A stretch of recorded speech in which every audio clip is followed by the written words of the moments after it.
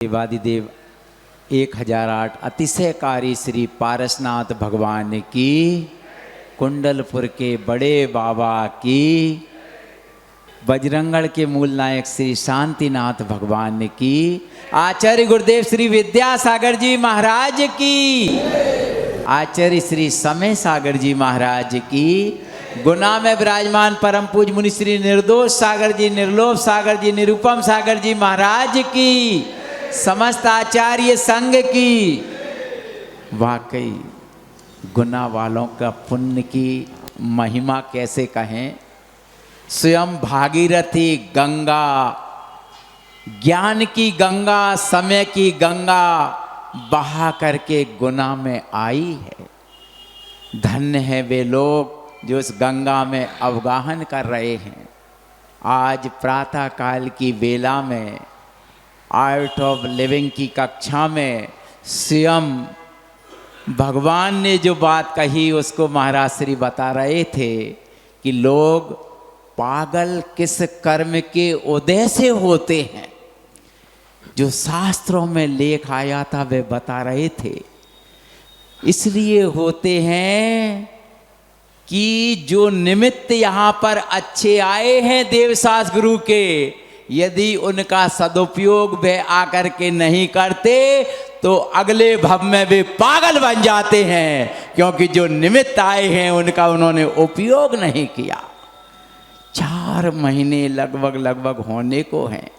उनके अभाग्य की महिमा क्या कहें, जो महाराज श्री के दर्शन भी नहीं कर पाए, उनकी वाणी भी नहीं सुन पाए, और तो क्या कहें। वाकई ऐसे महाराजों को पाना, हमने अनंत अनंत भवों में कोई पुण्य अर्जित किया होगा, उसके प्रतिफल में ऐसे महाराजों का चतुर्मास मिला है। आज पहली बार पूज्य निर्दोष सागर जी महाराज ने 7 मिनट एक्स्ट्रा लिए। कभी भी नहीं लेते थे 4 महीने में।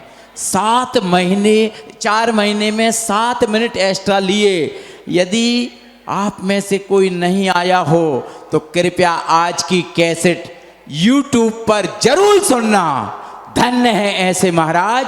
7 मिनट में उन्होंने सिद्ध चक्र मंडल विधान की महिमा बता दी कि इस सिद्ध चक्र मंडल महाविधान की क्या महिमा है, जो इसमें आएगा उसको क्या फल मिलेगा और जो इसमें नहीं आएगा उसको क्या फल मिलेगा। ये तो छोटे हमारे महाराज श्री ने पहले ही बता दिया कि इस सिद्धों की आराधना में जब स्वर्गों से देव भी अष्टानिका महापर्व में अपने घर को छोड़कर, पूरे परिवार को छोड़कर नंदीश्वर द्वीप में जाकर के इस विधान को करते हैं और इस 8 दिनों को बिताते हैं, तो गुना का तो सौभाग्य यही मान लें कि 8 दिन हमको तो सिद्धों की आराधना में बिताने हैं। आप सभी से अनुरोध है कि आप तो सब बैठेंगे, मुझे विश्वास है, क्योंकि जब जो यहाँ बैठा है वो वहाँ भी बैठेगा, लेकिन आपका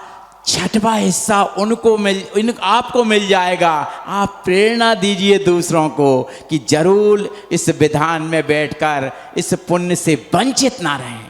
एक बार पुनः आप सबसे अनुरोध करते हैं कि आपके पास मोबाइल हैं, उसका उपयोग कीजिएगा। 5 जगह आज आप फोन लगाना कि क्यों आपने रसीद बनवा ली क्या। अगर नहीं बनवाई हो तो आज तो हमारे निरुपम सागर महाराज ने एक और बात कह दी कि आप तो जितने जहाँ पर हैं सब बैठेंगे, आपका प्यास पैसा नहीं है तो हम पुण्यार्जक बना लेंगे, लेकिन बैठना सभी को है। धन्य है ऐसे 3 महाराज जिनके सानिध्य में हम ज्ञान अर्जन कर रहे हैं। फिलहाल में आचार्य महाराज के चित्र के समक्ष दीप प्रज्वलन करते हैं, जिनके आशीर्वाद से हमें सब कुछ मिला है। मैं आज जैन समाज के अध्यक्ष जी आदरणीय श्री संजय जी से निवेदन करूंगा कि वह सबसे पहले पहुंचेंगे चित्र के अनावरण के लिए। आपके साथ आपके प्रेरणा स्रोत रमेश भाई साहब और डॉक्टर सुगन चंद जी, जो कि दीप प्रज्वलन करने पहुंचेंगे, जो कि कुबेर बनने का सौभाग्य प्राप्त किया है। रमेश भाई साहब पधारे जामनेर परिवार ने, और पधार कर दीप प्रज्वलन करने का सौभाग्य प्राप्त करें, क्योंकि अलौकिक बहुत कम समय मिल रहा है। अब तो बस 8 तारीख और अष्टानिका महापर्व बहुत कम दिन हैं। कृपया अपना मानस बनाइएगा ताकि अपना समस्त कार्यक्रम निर्विघ्न नहीं सा आनंद संपन्न हो। इसी पवित्र भावना को लेकर के हमारे, अरे आप पीछे क्यों रहते हैं? पूरा विधान तो आप पर टिका हुआ है। श्रीपाल और मैना सुंदरी, राजू भाई वारदाना, दीप से दीप जलाते चलो, जामनेर वाले। हाँ, अरे आप भी पधारो। प्रदीप भैया आप भी आ जाओ, आ जाओ, आ जाओ, आ जाओ। अरे जितने इंद्रों ने रसीद बनवा ली है कृपया वे सभी आ जाएं, और नहीं बनवाई है वे भी आ जाएं। कृपया आकर के सभी लोग आ जाओ, पुण्य लाभ अर्जित करो। उठो, थोड़ी सी एक्सरसाइज भी हो जाएगी। उठो, उठिएगा। हृदय से लगाते चलो, दीप से दीपक जलाते चलो, ज्ञान की गंगा बहाते चलो। कितना अच्छा माहौल होगा, उस दृश्य को याद करें। वहाँ पर पांडाल तो बन गया है और अब बस मंडल और समोसरण बनना शेष है, लेकिन वो भी तैयारी आज से चालू हो जाएगी। हमारी समस्त समितियां जिनको बनाई अपना कार्य कर रहे हैं। द्रव्य व्यवस्था भी बहुत सारे लोगों ने पुण्यार्जन किया है, बहुत सारे कार्य होंगे। फिलहाल में शास्त्र दान करने का सौभाग्य से माँ जिनवाड़ी कि हमको यह शरण मिली, जब से आपको ध्याया लगता मेरी अखियां हैं। आगे आ जाओ। भटक रहे हैं वहाँ हम तुम बिन इस दुनिया में, कहाँ कहाँ कोई जगह ना खाली बाकी इस दुनिया में, यहाँ वहाँ इस दुनिया में, यहाँ वहाँ। बड़े भाग्य से माँ जिनवाड़ी कि हमको यह शरण मिली, जब से आपको ध्याया लगता मेरी अखियाँ हैं खुली। आदरणीय रमेश भाई साहब ने भी एक सम्मानजनक राशि हमें शास्त्र दान के उपलक्ष्य में प्रदान की है। जोरदार तालियां बजाइए उनके सम्मान में। बहुत सारे कार्य होना है और अनुरोध उनसे कर रहे हैं जिन्होंने मंगल कलश की स्थापना की है और अभी तक नहीं अपने घर ले जा पाए, वे कृपया अपने मंगल कलश जो रखे हैं वे अपने घर ले जाने का भी सौभाग्य प्राप्त कर सकते हैं। 17 तारीख को पिच्छिका परिवर्तन का भव्य आयोजन गौशाला प्रांगण में होगा और 18 और 19 तारीख को गुना का वार्षिक रथोत्सव समारोह बहुत अच्छी तैयारी के साथ देखने का सौभाग्य हमें प्राप्त होगा। अभी से आप अपने रिश्तेदारों को, अपने इष्ट मित्रों को अवगत कराएं ताकि समस्त कार्यक्रमों में सम्मिलित होकर के पुण्य लाभ अर्जित कर सकें। पूज्य महाराज श्री हमारे समक्ष विराजमान हैं, उनके युगल चरणों में नमोस्तु अर्पित करते हुए प्रार्थना करते हैं पुरुषार्थ सिद्धि उपाय ग्रंथ के माध्यम से हमें ज्ञान अर्जित कराने की कृपा करें। नमोस्तु नमोस्तु नमोस्तु। भले त्रिकालवर्ती 9 देवताओं की, उल्लेख श्री चिंतामणि पार्श्वनाथ भगवान की, आचार्य भगवंत गुरुवर्षि विद्यासाई जी महाराज की, परम पूज्य आचार्य श्री शमेशाह जी महाराज की, परम पूज्य मुनिवर्षि निर्दोषाई जी महाराज की। प्यारे बिंदु, ग्रंथराज पुरुषार्थी द्विपाय श्रावकाचार ग्रंथ में सत्यव्रत की चर्चा चल रही है। सत्यव्रत कैसा है, क्या उसकी महिमा है, इसके बारे में चर्चा चल रही है। प्राय करके संसारी पढ़ाई वाणी का दुरुपयोग ज़्यादा करता है। मन से जितना सोचता है उतना वचन से बोल नहीं पाता है, और वचन से जितना बोलता है उतना काय से कर नहीं पाता है। भले कर पाए या नहीं कर पाए पर वो कह तो लेता है। बोले हम भले नहीं कर पाएंगे लेकिन कह तो देंगे ही, लेकिन वो ये नहीं समझता है कि बोल तो दोगे आप। लेकिन एक दिन दृष्टांत सुनाया था, प्रसंग में आप लोग नहीं थे इसलिए फिर से सुन लो। एक व्यक्ति को बहुत गुस्सा आता था तो वो महाराज के पास गया, महाराज हमें बहुत गुस्सा आता है, कोई उपाय बता दीजिए जिससे हम अपने गुस्से पर विजय प्राप्त कर सके। महाराज ने कहा एक काम करो, गुस्से का त्याग नहीं कर पा रहे हो तो एक पटिया तो बना लो, जितने बार गुस्सा आए उतने बार आप एक कील ठोक देना। पटिया के ऊपर, लकड़ी के ऊपर कील ठोक देना बस।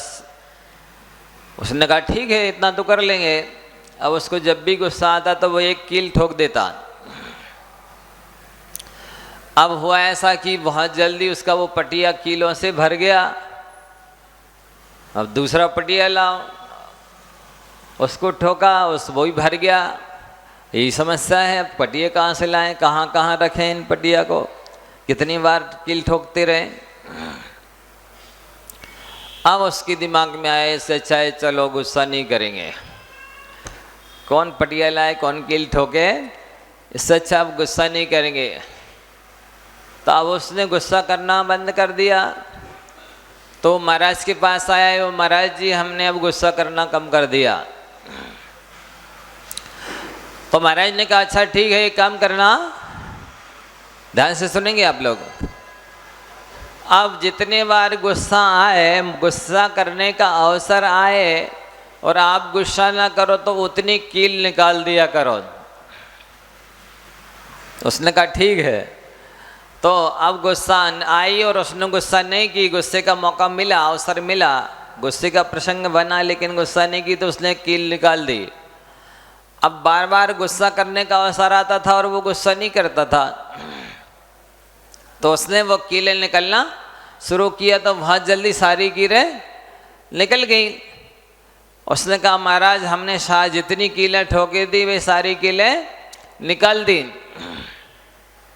महाराज ने कहा बहुत अच्छा किया, आपने अभ्यास कर लिया, साधना कर ली कि हम गुस्सा नहीं करते हैं।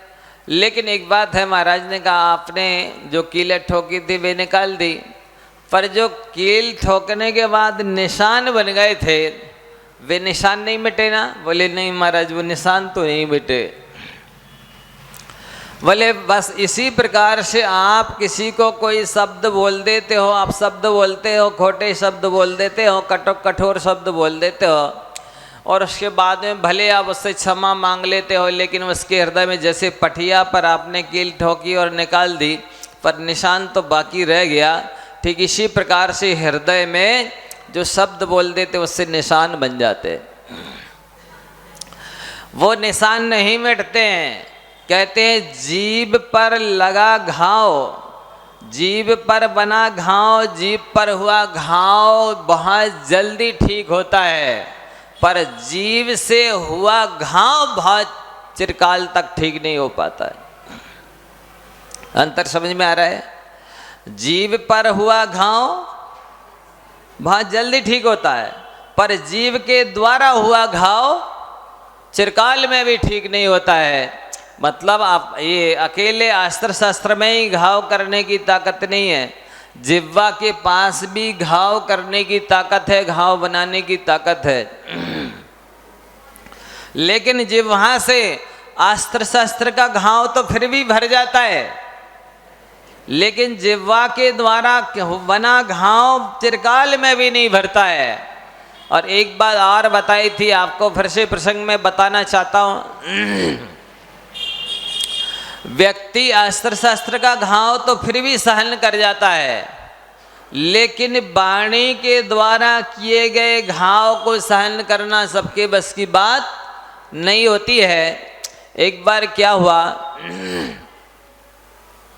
एक लाइन प्राचीन ऋषि मुनियों की अनुभूत है, बहुत ध्यान से सुनना। टाइम पास मूंगफली नहीं है, मनोरंजन का साधन नहीं है, चुटकुले नहीं सुनाए जा रहे हैं। आप समझें ये आपको जो वाणी का वरदान मिला है, वचन बल मिला है, आप इसका सदुपयोग करने की कला सीख जाएं। व्यक्ति को जिह्वा जन्म से मिल जाती है, लेकिन जीवन बीत जाने के बाद भी जिह्वा का सदुपयोग करना नहीं आता है। प्राय 99% लोग कह दें तो कोई अतिशयोक्ति नहीं होगी, वाणी का दुरुपयोग करते हैं। 99% लोग सदुपयोग ना करें कोई बात नहीं है, कम से कम दुरुपयोग ना करें यही भी गम नहीं है। क्या बोला? सदुपयोग ना करें वाणी का कोई गम नहीं है, दुरुपयोग ना करें यह भी कम नहीं है, लेकिन सदुपयोग तो करते नहीं है, दुरुपयोग ज्यादा करते। तो वो लकड़हारा रोज लकड़ी लेने जाता और जितनी सिर पर ला सकता ले आता और ला करके बेचता, जितने में बिक जाती उतने में अपने उधर पूर्ति करता। एक बार वो जंगल लकड़ी लेने गया तो क्या देखता है, एक शेर बैठा है। पहले तो एकदम डरा, फिर बाद में देखा कि इसकी दयनीय सी स्थिति दिख रही है, बेचारा लाचार सा दिख रहा है, दुखी दिख रहा है। साहस करके वो पास में चला गया कि आखिर अपन इंसान हैं, यदि दया नहीं है तो इंसानियत तो नहीं है अपने पास, मानव हैं पर दया नहीं है तो मानवता तो नहीं है अपने पास, जैन हैं पर दया नहीं है तो जैनत्व तो नहीं है अपने पास, धर्मात्मा कहलाते हैं पर दया नहीं है तो धर्मात्मा तो कहलाए भले, लेकिन धर्म तो आपके पास नहीं है, क्योंकि धर्म तो दया ही है। धम्मो दया विशुद्धो, दया धर्म का मूल है। इसलिए ऐसा सोच विचार करके वो साहस करके शेर के पास चला गया। देखा तो इतना बड़ा बमूरा का कांटा उसके पैर में चुभा हुआ था आर पार, जिसकी वजह से वो चल नहीं पा रहा था। उसने कहा अब खा लेगा तो खा लेगा, परोपकार के नाम पे खाएगा तो भी अपनी सदगति होगी। यदि व्यक्ति परोपकार करते करते मर जाता है तो उसका कुछ जाता नहीं है। उसको परोपकार करने वाले को स्वर्ग तो पक्का है, परोपकार करने वाले का कभी और कहीं कोई घाटा होता नहीं। परोपकार की वेदी पर चढ़ाया गया फल कभी निष्फल नहीं जाता। तो वो चला गया और उसने सिंह का कांटा निकाल दिया पैर से। तो आप एक बात ध्यान से सुनेंगे, आप मनुष्य हैं इसलिए उपकार अपकार को समझते हैं, ऐसी बात नहीं है। उपकार और अपकार को पशु भी समझते हैं। कौन मेरे साथ उपकार कर रहा है, भलाई कर रहा है, कौन मेरे साथ अपकार कर रहा है, ये पशु भी समझते हैं। अरे पशुओं की तो छोड़ो, एक इंद्रिय वृक्ष भी समझता है। जब आप गार्डन में पानी डालने जाएंगे तो वे प्रसन्न होते हैं, हर्षित होते हैं, और जब काटने के लिए जाते तो वे भी भयभीत होते, डरते हैं। ये बात अलग है कि वे बेचारे प्रतिकार नहीं कर पाते हैं, बच नहीं पाते हैं, लेकिन उपकार और अपकार को समझते हैं। और किए गए उपकार का बदला भले कोई कैसे ही कठोर हृदय हो, कृतज्ञ हो, पापी हो, लेकिन वो अगले जन्म में चुकाता है, इस जन्म में नहीं चुका पाता है। तो सिंह ने अपनी भाषा में अभिव्यक्ति की कि आपने मेरे साथ बहुत बड़ा उपकार किया है, इसलिए आप मेरी पीठ पर जो लकड़ियां ले जा रहे हो सर पर रखकर वे मेरी पीठ पर लेकर चले जाओ, जिससे मेरा उपकार का कुछ तो प्रत्युपकार हो जाए। तो उसने फिर और ज़्यादा लकड़ियां काटी और सिंह के ऊपर रख कर के लाने लगा। और जब दुगनी चौगनी लकड़ियां लाने लगा तो और दुगने चौगने पैसे आने लगे। और कुछ दिन में देखा कि जब व्यक्ति के पास पैसा बढ़ता है तो अपने आप में फैसिलिटी बढ़ी जाती है। और जब उसके पास में भोग उपभोग की सामग्री बढ़ी तो अड़ोस पड़ोस वाले लोगों ने पूछा, क्या बात है भाई, कौन सा व्यापार किया, आजकल तो काफ़ी उन्नति हो रही है। तो उस लकड़हारे ने कहा, अरे मुझे एक गधा मिल गया है, उस पर मैं लकड़ियाँ रख के लाता हूँ तो काफ़ी बेनिफिट होने लगा है, लाभ होने लगा है। वो सिंह घर के पीछे बंधा हुआ था। ये शब्द उसके कान में पड़ गए। अब जब दूसरे दिन लकड़हारा लकड़ी लेने के लिए गया और जंगल में जैसे ही पहुंचा और लकड़ियां लादने लगा सिंह के ऊपर, उसने कहा नहीं खबरदार, तुमने कल मेरे से गधा कहा है, मैं वन का राजा हूं, मैं सिंह हूं, पशुओं का स्वामी मृगेंद्र कहलाता हूं, आपने मेरे लिए गधा कहा। अब या तो आप मेरी इस गर्दन पर कुल्हाड़ी चला दो अथवा मैं तुमको खा जाऊंगा। उस लकड़हारे ने अपनी जान बचाने के लिए सिंह की गर्दन पर कुल्हाड़ी चला दी। सिंह कुल्हाड़ी का बार तो सहन कर गया, लेकिन गधाई अब शब्द सहन नहीं कर सका। बंधु, ये दृष्टांत है, ये शिक्षा लेने के लिए है कि व्यक्ति कुल्हाड़ी का और तलवार का बार तो सहन कर सकता है, लेकिन शब्दों की मार सहन नहीं कर सकता है। शब्दों के पास बहुत बड़ी शक्ति होती है। आपको पहले भी बताया कि शब्द जहर का भी काम करते हैं, शब्द अग्नि का भी काम करते हैं, शब्द अमृत का भी काम करते हैं। इसलिए आपसे कहा जा रहा है कि आप शब्दों को बहुत सोच समझ करके बोलिए।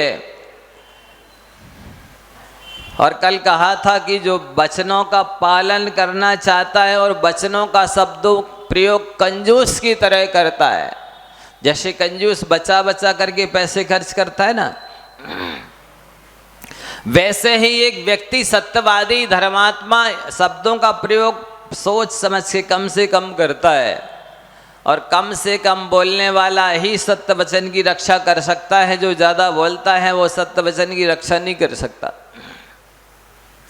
और ना ही अपने द्वारा दिए गए वचनों का पालन कर सकता है। सीमित वचनों का प्रयोग करे तब तो फिर भी अपने वचनों का पालन कर सकता है और उस अपने सत्य की रक्षा कर सकता है। जो व्यक्ति वाणी से ईमानदार नहीं होता है वो कामों में ईमानदार होता ही नहीं।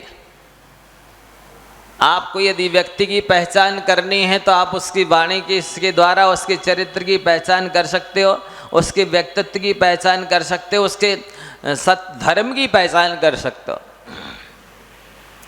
व्यक्ति वाणी में जितना, ये पक्का नहीं है कि जो मधुर बोलता है वो हृदय से सज्जन होता है, पर जो हृदय से सज्जन होता है वो मधुर ही बोलता है। जिसकी वाणी मीठी है उसका हृदय कड़वा हो सकता है, पर जिसका हृदय मीठा है उसकी वाणी कड़वी नहीं हो सकती है। इसलिए आपको अपनी वाणी को बहुत सोच समझ करके प्रयोग करना है। कल जैसे कहा था कि वाणी आपकी वीणा बने, बाण ना बने। वाणी में वीणा बनने की ताकत भी है और बाण बनने की भी ताकत है। यदि आप वाणी का प्रयोग वीणा बनाकर करते हैं, वीणा के रूप में करते हैं, तो आपको यश मिलेगा, सुख मिलेगा, शांति मिलेगी, सम्मान मिलेगा, सद्गति मिलेगी, स्वर्ग मोक्ष मिलेगा। और यदि बाण की तरह प्रयोग करते हैं तो तत्काल में भी अपयश मिलेगा, फजीती होगी, बेइज्जती होगी और बाद में नरक और निगोद मिलेगा। इसलिए इस वाणी का दुरुपयोग न करें। कल ये भी बताया था कि जब तक आप वचन बोलते नहीं हैं तब तक भी आपके हैं, और बोलने के बाद तो फिर सामने वाला पकड़ लेता है और जवाब मांगता है कि आपने ऐसा बोला तो क्यों बोला, इसका जवाब दीजिए, आप इसका उत्तर दीजिए। इसलिए शब्द अपने अपने पास रखो, वो भी एक प्रकार की निधि है, संपत्ति है, वो भी एक प्रकार का खजाना है। यदि आप मौके पर धन्यवाद भी देते हैं तो वो करोड़ों रुपयों से भी ज़्यादा कीमती होता है, और असमय में बोल पड़ते हैं तो ये बहुत खतरनाक चीज़ होती है।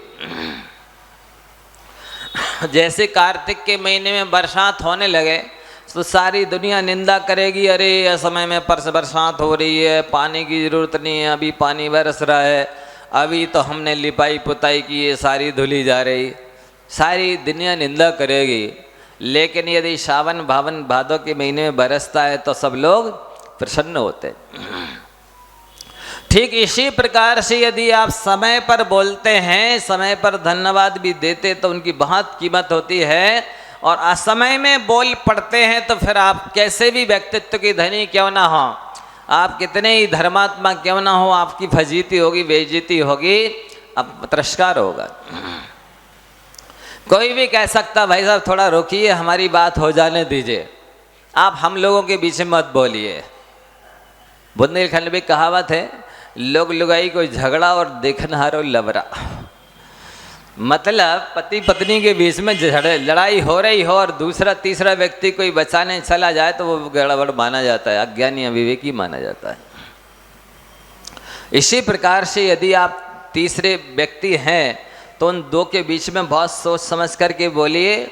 आपसे यदि पूछा ना जाए तो आप मत बोलिए, उत्तर मत दीजिए। वस्तुतः आपके भविष्य की संरचना भी आपके वचनों के द्वारा होती है। आप क्या समझ रहे हैं, मात्र वचनों से वर्तमान में ही काम चल रहा है, ऐसी बात नहीं है। यदि आप वचनों का सदुपयोग करते तो आपका भविष्य उज्जवल होता है, और यदि वचनों का दुरुपयोग करते तो आपका भविष्य अंधकारमय होता है। एक दिन कहा था ना कि आपकी जन्म की कुंडली आप ज्योतिषी बनाता है, लेकिन आपके भविष्य की कुंडली आपकी वाणी बनाती है। इसलिए वाणी को बहुत सोच समझ करके बोलना चाहिए। आगे कहते हैं कि व्यक्ति अमीर भी वाणी के द्वारा बनता है और गरीब भी वाणी के द्वारा बनता है।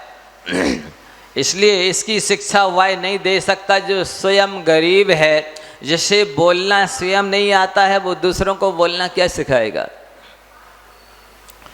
व्यक्ति के पास धन ना हो, ज्ञान ना हो, व्यक्तित्व ना हो, प्रसिद्धि ना हो, फिर भी यदि विद्वानों की सभा में मौन रहता है तो उसको सम्मान मिलता है।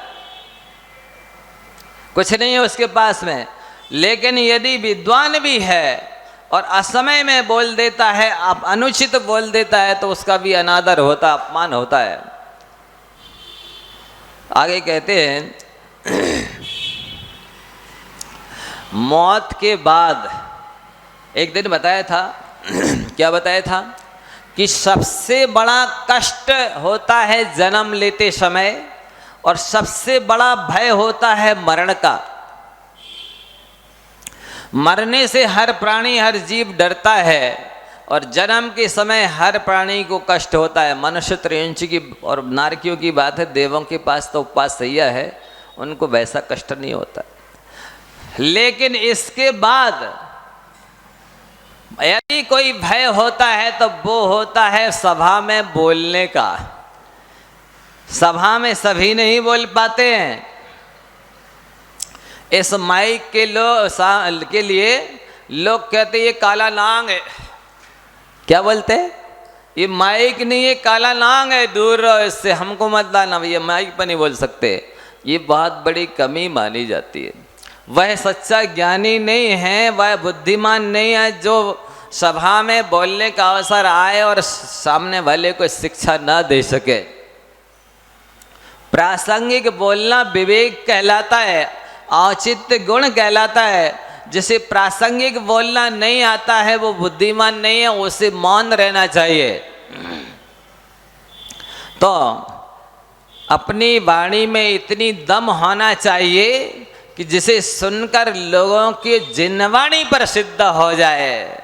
तब तो आपकी वाणी वाणी है, पर आपकी वाणी में दम ही नहीं है, तब फिर क्यों अपनी दम निकालते हो बोल करके।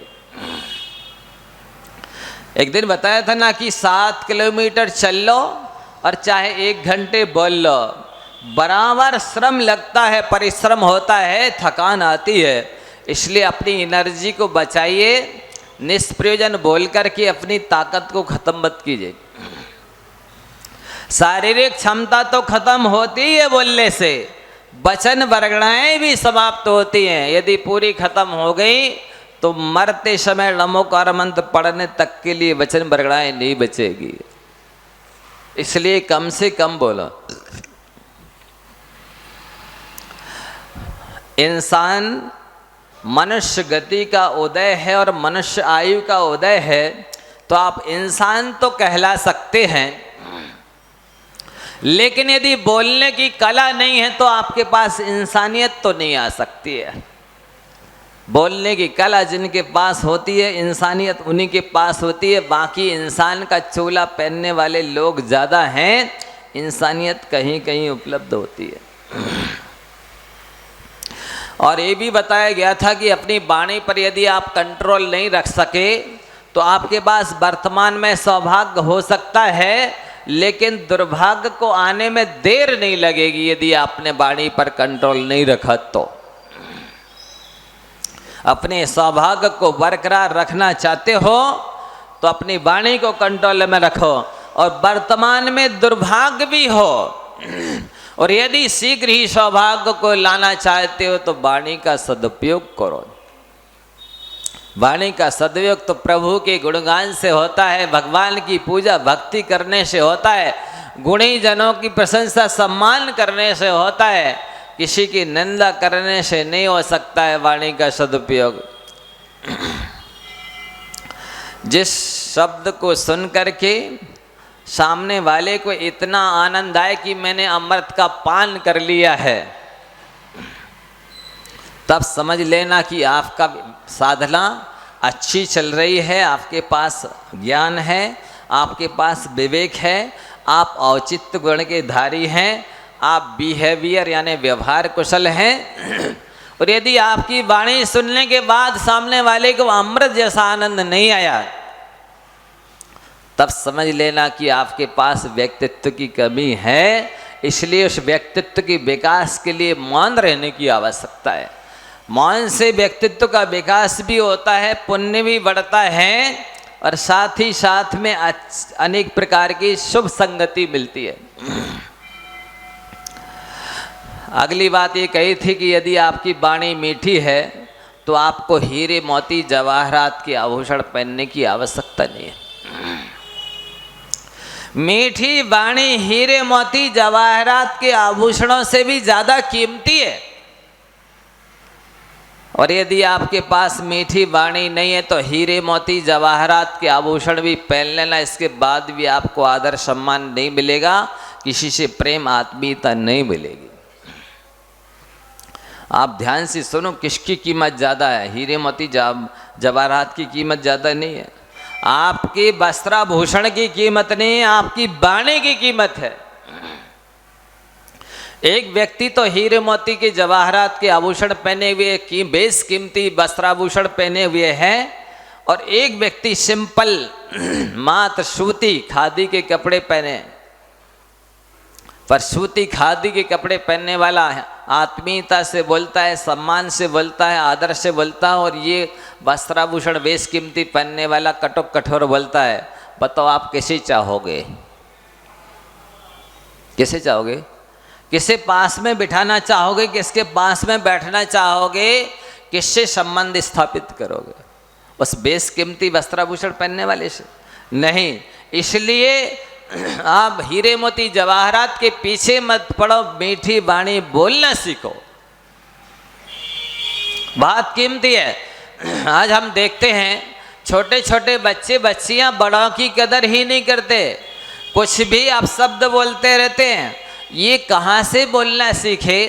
क्योंकि आप नहीं बोलते थे, इसलिए वो भी वैसा ही बोलना सीख गए। यदि आप कभी भी किसी से रे या तू करके बोलोगे तो वो कभी भी आपसे आप करके नहीं बोलेगा। आप यदि कहो क्यों रे कहाँ जा रहा है, तो वो भी यही कहेगा तू कहाँ जा रहा है। फिर यदि आप सामने वाले से बोलोगे आप कहाँ जा रहे हैं, तो वो भी आपसे कहेगा आप कहाँ जा रहे हैं। क्योंकि प्रतिक्रिया क्रिया के अनुसार होती है प्राय करके। आप जैसी क्रिया करोगे प्रतिक्रिया वैसी ही होगी, आज हो चाहे अगले जन्म में हो। जैसे नदी के इस किनारे पर आप जैसी ध्वनि निकालते हो, टकरा करके वैसी प्रतिध्वनि आती है। इसलिए यदि आप सामने वाले से सम्मान सूचक वचन सुनना चाहते हो, आदर सूचक संबंध वचन सुनना चाहते हो, तो बोलना शुरू कर दो। आचार्य शांति सार महाराज जी छोटे से बच्चे से भी आप करके बोलते थे। उनसे पूछा कि आप इतने छोटे बच्चों से भी क्यों बोलते हैं, जी लगा कर क्यों बोलते? तो उन्होंने कहा हमें तो इनमें भी भगवान आत्मा दिखती है। और उनसे कहा कि बड़ों का सम्मान करना तो समझ में आता है कि बड़ों का सम्मान क्यों किया जाता है, आप लोग को मालूम है? बड़ों का सम्मान इसलिए किया जाता है कि उन्होंने अपने से ज़्यादा आराधना की है, साधना की है, देवसास गुरु की भक्ति की है। और छोटों का सम्मान क्यों करना चाहिए, छोटे का सम्मान करने का औचित्य तो समझ में नहीं आता। तो उन्होंने कहा कि छोटे ने मेरे से कम अपराध किए हैं इसलिए वो सम्माननीय है,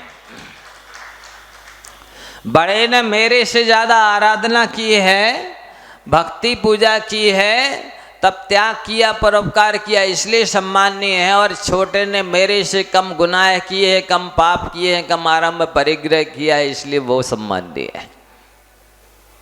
इसलिए आपको सभी को आदर करना चाहिए, सम्मान करने चाहिए, प्रेम से बोलना चाहिए, क्योंकि अगर आप अच्छा आचरण नहीं रखते हैं तो आपकी आँखों का तेज भी चला जाता है। जिस व्यक्ति का जितना अच्छा व्यक्तित्व होगा उसकी आंखों में उतना ज़्यादा तेज होता है।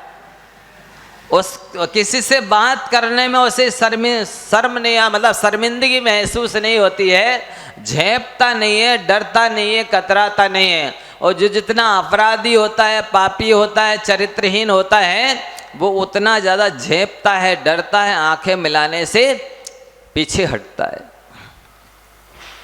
तो अगर आपकी आंखें अच्छी हैं तो आपको दुनिया अच्छी दिखेगी, और यदि आपकी आंखें बुरी हैं तो आपको सारी दुनिया बुरी दिखेगी। इसलिए दुनिया को आप दोष ना दो, अपनी आंखें सुधार लो, ये बहुत अच्छा है। और साथ ही साथ अपनी यदि कहते ना, ये कहावत भी, अपन अच्छे तो दुनिया अच्छी,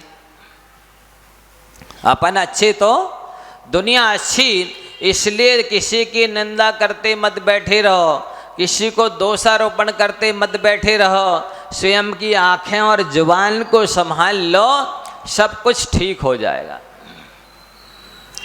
यदि व्यक्ति अपनी जुबान संभाल लेवे, सुधार लेवे, तो जन्म पत्री की गड़बड़ी भी कुछ नहीं कर पाएगी, शनि की 7.5 भी कुछ नहीं कर पाएगी। इतनी ताकत है जुबान के अंदर। जवान का वजन बहुत कम होता है, लेकिन बहुत कम लोग जवान को संभाल पाते हैं। जवान का वजन बहुत कम होता है, लेकिन जवान को बहुत कम लोग संभाल पाते हैं। और प्राय करके अक्सर जवान तब बिगड़ती है जब व्यक्ति को क्रोध आता है, महांकार में ठेस लगती है, सामने वाला अनुकूल नहीं चलता है, सामने वाला आज्ञा का पालन नहीं करता है, सामने वाला हमारे काम नहीं करता है, काम में नहीं आता है, तो हमारी जवान बिगड़ जाती है। हम यदवा तदवा बोलना शुरू कर देते हैं। तब इसके लिए क्या करना चाहिए? इसके लिए जैनाचार्यों ने कहा है कि सामने वाले से अपेक्षा नहीं रखनी चाहिए। आप जितने ज़्यादा लोगों से अपेक्षा रखेंगे, जितनी ज़्यादा अपेक्षा रखेंगे, आपको उतने ज़्यादा निराश, हताश, उदास होने के अवसर आएंगे।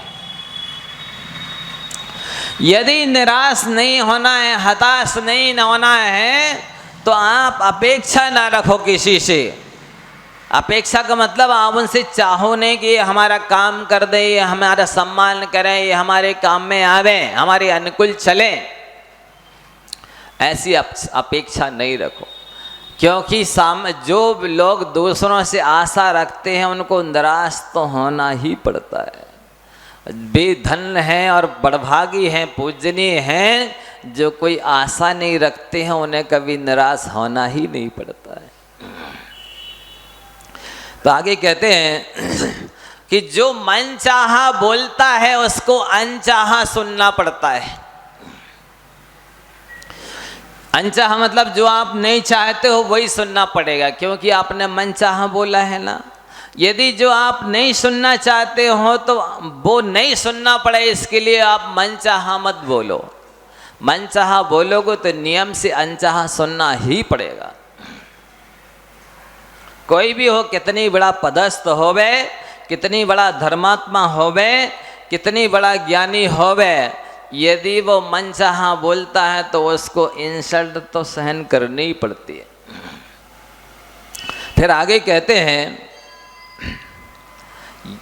पहले बताया होगा कि आप जितनी शालीनता से बात करोगे आपको इज्जत मुफ्त में उतनी ज़्यादा मिलने वाली है।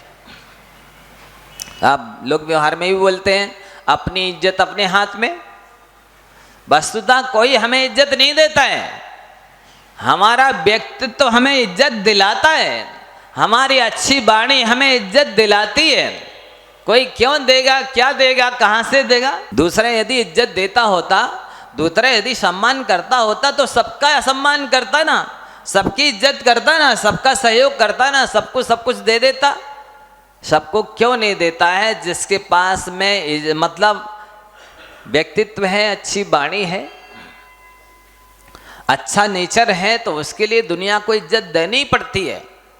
जो जितना सभ्य होगा वो उतना ज़्यादा शालीन होगा, और जो जितना शालीन होगा वो उतना ज़्यादा इज्जतदार होगा। इसलिए यदि इज्जत कमाना चाहते हो तो सभ्य बनो, लायक बनो। व्यक्ति को लायक बनने में 20 बरस लग जाते हैं, लेकिन नालायक बनने के लिए 1 मिनट भी नहीं लगता। जरा सा दुर्व्यवहार करो, कोई भी अपरिचित कह देगा नालायक कहेंगे, जबकि वो बरसों से लायक बनने में लगा हुआ है। लेकिन जरा सी त्रुटि होती है कि नालायक बन जाता है। एक बात और ध्यान रखना, आपने यदि किसी के हजारों वर्ष उपकार किए हों और हजारों उपकार किए हों, लेकिन एक ही मर्म विदारक शब्द बोल दिया तो आपकी सारी अच्छाई पर पानी फिर जाएगा, उपकार पर पानी फिर जाएगा। इस संसारी प्राणी की ऐसी आदत है कि अच्छाइयाँ याद नहीं रखता है, बुराइयाँ याद रखता है, अवगुण याद रखता है, दोष याद रखता है, अपकार याद रखता है। उपकार तो बहुत जल्दी भूलता है, इसकी भूलने की आदत है, स्वभाव है। इससे अच्छा है कि उपकार करने वाला ही भूल जाए कि मैंने किसी का उपकार किया है, इसमें भलाई है। नेकी कर दरिया में डाल, नेकी कर कुएं में डाल। उपकार करके भूल जाओ, इसमें भलाई है। और जिसका उपकार किया है वो उपकार को नहीं भूले तो उसकी भलाई है। लेकिन होता उल्टा है, जो उपकार करता है वो याद रखता है, जिसका उपकार करता है वो भूल जाता है। सो दोनों की दुर्गति होती है। उपकार करने वाला याद रख के अपनी दुर्गति कर लेता है, और जिसका उपकार किया जाता है वो भूल करके अपनी दुर्गति कर लेता है। ये गुण आपको याद रहने चाहिए कि किसी ने हमारे साथ भला किया है तो हम उसे याद रखें।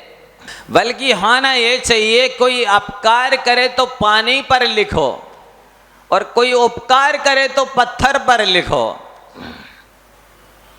पानी का लिखा तुरंत मिट जाता है और पत्थर का लिखा स्थायी हो जाता है। ये होना चाहिए कि कोई अपकार करे तो पानी पर लिखो, मतलब मिट जाए तुरंत, और उपकार करे तो पत्थर पर लिखो कि नहीं नहीं, वस्तुतः उपकार बड़ा किया है कि छोटा, ये महत्व नहीं रखता। जिसका उपकार किया है वो जितना ज़्यादा कृतज्ञ होगा उतना ज़्यादा उसे बड़ा उपकार दिखेगा। उपकार कोई छोटा बड़ा नहीं होता है, वो तो मानने वाले के ऊपर होता है। और जितना बड़ा उपकार मानेगा वो उतना महान व्यक्ति होगा, उतना उदार व्यक्ति होगा, वो उतना विशिष्ट व्यक्ति माना जाएगा। उपकार को मानने वाला छोटा नहीं होता है, बड़ा होता है। और उपकार करने वाला भी छोटा नहीं होता, उपकार करने वाला भी बहुत महान होता है, बड़ा होता है। इसलिए बंधुओं, हमें आपको ये कहना चाहते हैं कि आपके पास ये वरदान मिला है। वाणी बहुत बड़ा वरदान है, वचन बल है, ये बहुत बड़ा संबल है। ये 2 चीज़ें आपके पास हैं। आपको दूसरे के बल की, दूसरे वरदान की आवश्यकता नहीं है। आप इसके द्वारा और अपने वरदानों को स्वयं प्राप्त कर सकते हैं। ये वचन रिद्धि और सिद्धि किनको होती है? जो सत्य बोलते हैं या मौन रहते हैं। रिद्धियों का प्रयोग या मंत्रों का प्रयोग तो संत साधक करते बनाते हैं, लेकिन सत्य बोलने वालों को भी ये रिद्धियाँ सिद्धियाँ हो जाती है।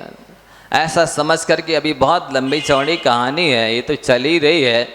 आप इनको सुन कर के प्रयोग करना, प्रैक्टिकल करना शुरू कर देवें और बात सरल है, कुछ भी बोलना, कैसे बोलना, कहाँ बोलना, कुछ भी नहीं आता है। मौन रहो सबसे अच्छी कला है। बोलना कला है और मौन रहना महाकला है। बोलना कला है और मौन रहना महाकला है। Speech is gold but silence is golden. बोलना यदि सोना है तो मौन रहना सोने से बने आभूषण जैसा है। जीतू भैया रोठियाई से पधारे हैं, पूरी समाज, संतोष भैया अध्यक्ष जी, पूरी कमेटी यहाँ पधारी है। इसी 6 तारीख को रोठियाई का वार्षिक विमानोत्सव समारोह आयोजित है। पूज्य महाराज श्री से आशीर्वाद लेने के लिए यहाँ आए हैं। जोरदार तालियां इस कमेटी के सम्मान में बजाइए। इसलिए बजाइए कि जो रोठियाई में मंदिर बना है वहाँ पर गुना की शांतिनाथ भगवान की एक प्रतिमा अभी भी विराजमान है। वो इसलिए कह रहा हूँ कि समाज को अवगत रहे कि यहाँ की एक प्रतिमा हमारे रोठियाई में भी विराजमान है। और हम सौभाग्यशाली हैं कि 6 तारीख को उस विमानोत्सव समारोह में पधार करके पुण्य लाभ अर्जित करेंगे। महाराज श्री का आशीर्वाद भी है और आप सबसे अनुरोध है, क्योंकि 6 तारीख के बाद में एक दिन अवशेष रह जाएगा विधान शुभारंभ होने में। हमारे मुख्य पात्र वास्तव में बहुत सौभाग्यशाली हैं कि इस विधान में सम्मिलित होकर सबको पुण्य अर्जित कराने का सौभाग्य प्राप्त कराएंगे। एक नहीं 3 समूह शरण बन रहे हैं, उसमें बैठ कर के पूज्य तीनों महाराज जी की देशना सुनने का सौभाग्य हमें प्राप्त होगा।